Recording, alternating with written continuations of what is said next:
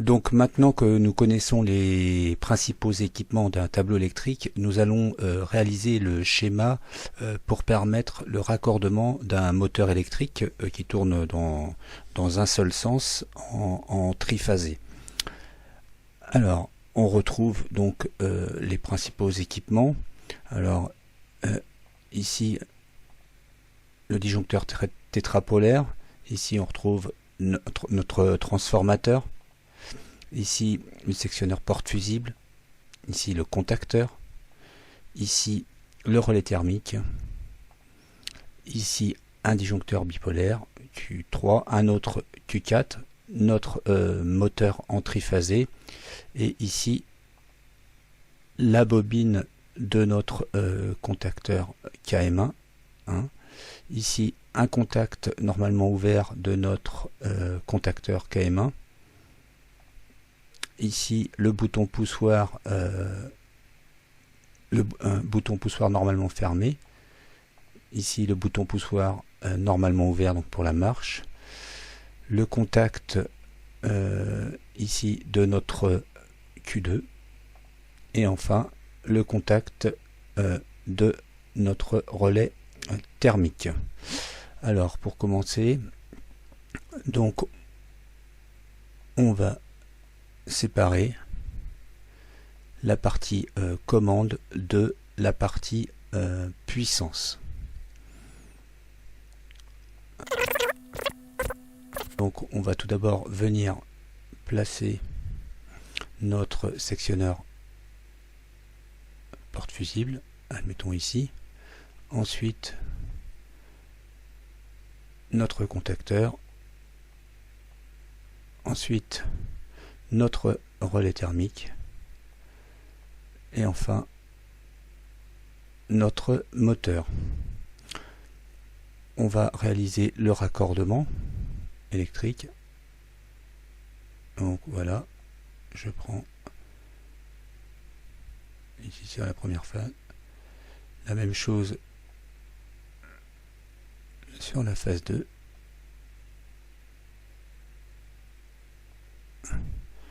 La même chose sur la phase 3.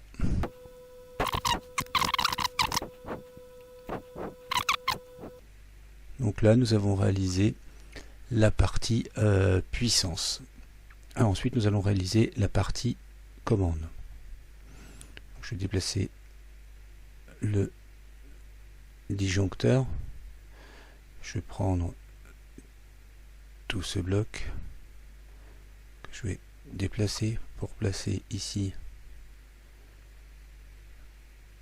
Voilà. Allez, on va déplacer ce disjoncteur pour rester cohérent ici. Et on va placer le Q3 ici avant.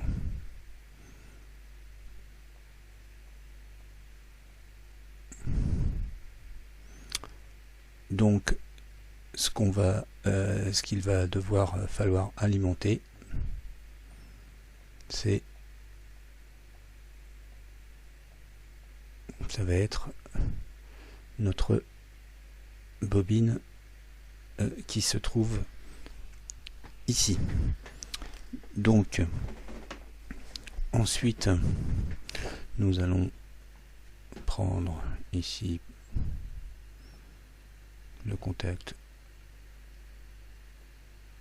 Voilà, le contact normalement fermé de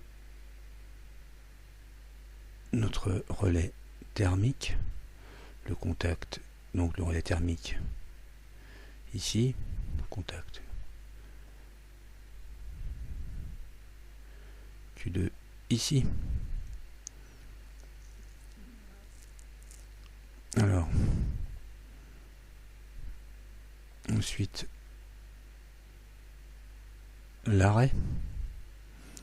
Ensuite on va mettre notre bouton poussoir marche et on va mettre le contact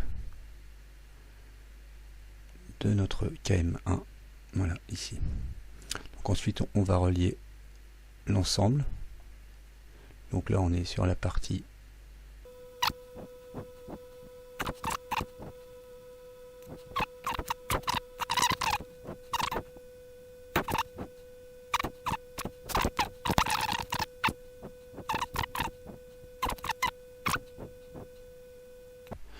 et il nous reste à vérifier que l'ensemble fonctionne.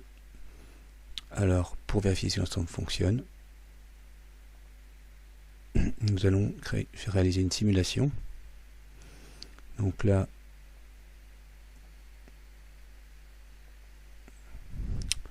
on ferme les différents équipements. Alors le contacteur KM1, lui, on ne va pas pouvoir le fermer manuellement. Par contre, les Q3 et Q4, on va pouvoir les fermer manuellement, et on se rend compte que l'installation peut fonctionner en appuyant ici sur le bouton poussoir S2. Effectivement, notre moteur tourne et notre bobine est alimentée.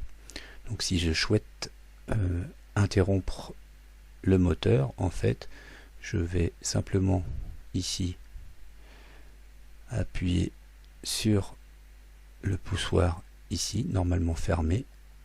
Et qu'est-ce qui s'est passé? En fait, notre bobine n'est plus alimentée et donc notre contact puissance, la partie puissance de notre contacteur, en fait, c'est ouverte. On peut éventuellement intégrer un chronogramme pour voir plus précisément ce qui se passe. Alors, regardez bien. Donc vous allez voir ici, j'appuie sur S2. Donc voilà, on voit S2, donc KM1, hein, le mouvement sur KM1 qui passe en mode ouvert, et on voit voilà. Si je coupe, ensuite j'appuie sur S2, qu'est-ce qui se passe?